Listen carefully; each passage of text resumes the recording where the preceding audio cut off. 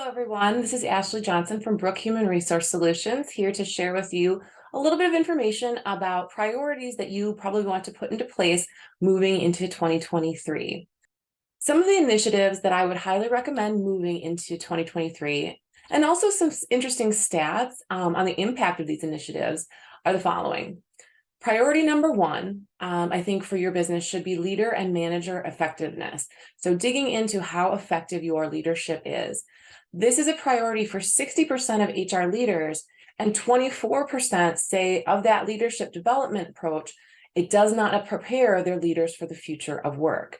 So even though there's training in place, there's still a sense that leaders are not to the place where they need to be to actually effectively manage their teams. So engaging in a project where you can find training resources or maybe internal resources to support your existing leadership is going to be really important as you move into 2023. As organizations and society evolve, so do the expectations for what these leaders are responsible for. And I think it makes their roles increasingly complex. Today's work environment requires leaders to be more authentic, empathetic, and adaptive. And these three imperatives represent a new call for leadership. And that's what I would call human leadership. Even though good business owners try to build commitment, courage, and confidence in their leaders to help them answer this need, true human leaders remain few and far between. Employers can boost effectiveness by investing in management training and ongoing support in the needs of their teams.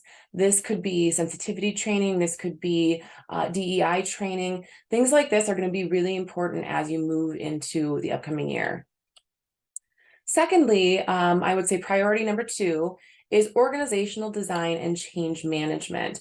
From the study that I reviewed, is a top priority for 53% of HR leaders, and 45% of those say that their employees are fatigued from all of the change. I think we can all say that there's been a lot of change in the last few years, and it's really burnt some folks out. Digital transformations, economic uncertainty, political tensions have led to a lot of disruption and change within businesses.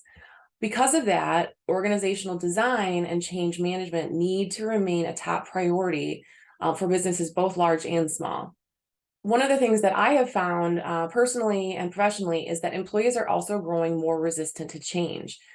In 2016, there was a workforce change survey showed that 74% of employees were willing to change work behaviors to support organizational changes or initiatives, but that number has dropped to 38% in 2022.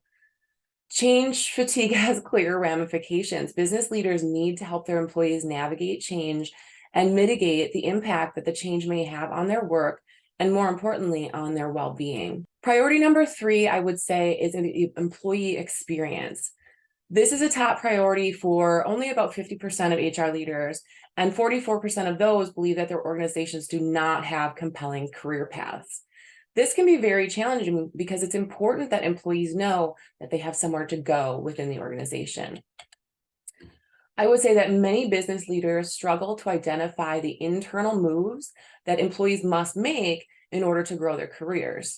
One study showed that just 1 in 4 employees voiced confidence about their career in their organization, and 3 out of 4 are looking for new roles and would be interested in external roles should they prove to be more appealing. Typically, career development follows 3 steps. 1, the employee sets a trajectory and the management communicates the role, benefits, and requirements to achieve that next step. 2, they find opportunities for potential new roles. Management is always watching and identifying where an employee may be a good fit for another role within the organization. And 3rd, identifying internal roles to achieve goals. In other words, management understands and communicates what roles will be best implemented to drive success. However, that pathway is very much less clear now that the work experience is changing. Career options are less visible with less time in the office. Current skills are being obsolete or becoming obsolete very quickly, right? Technology is changing at a very high rate of speed, and employees aren't prepared for future roles. And their current options don't necessarily satisfy the employee's needs as people start to rethink the role of work in their life. I think this presents new career imperatives for business owners and HR leaders in order to create best fit career paths for their employees. Priority number 4, although I think a lot of employers would say this is priority number 1, is recruiting in a very challenging recruitment market. 46% of leaders and 36% of those say that their sourcing strategies are insufficient for finding the skills that they need.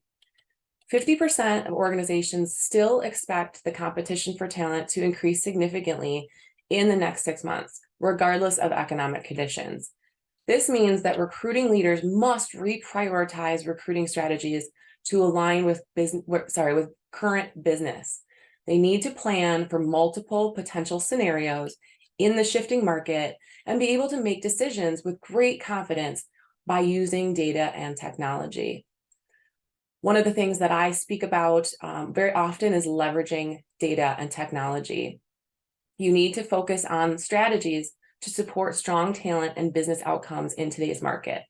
So 1, build an intelligence-based sourcing capability, leveraging that technology and social media to drive recruitment. Create an equitable internal labor market. One of the things that we need to be much more aware of is equity within the business when it comes to diversity, when it comes to gender and racial roles. It's really important that you are paying attention to your DEI stats and that you're making sure that you have an equitable internal market so that you are keeping all of those different diverse sets of skills and backgrounds and education and understanding of the market. And then build onboarding for engagement. I think that often the onboarding process is sort of, here's your paperwork and then go sit down at your desk and get started. If you can use the process of onboarding to clearly define your expectations, you really will set up those new hires for a lot more success than if you just kind of throw them into the deep end of the pool. And then I think priority number 5, for those of you who are looking to the future, is what is the future of work? This has been a top priority for around 40% of HR leaders that were reviewed. And 43% of those say they don't really have a strategy for the future of work. I think when we say the future of work, many of you think we're referring to remote and hybrid workforces. But in your industry, in the dairy industry, hands-on remains the format that you're working in. And while this sort of seismic change for many organizations with remote workers, it's really only part of the equation. Workforce planning, anticipating future talent needs, is at the epicenter of the future of work strategy for all leaders, and that includes leaders in the dairy industry. If you want help with any of these priorities, please reach out to Brooke Human Resource Solutions. I'm happy to help you engage in strategy to change your organizational design, improve your employee experience, help you with the recruiting strategies that you need to fulfill the team that you need in order to be successful. Please feel free to reach out at any time. I thank you for your time and attention today. I hope you have a great one. Thank you.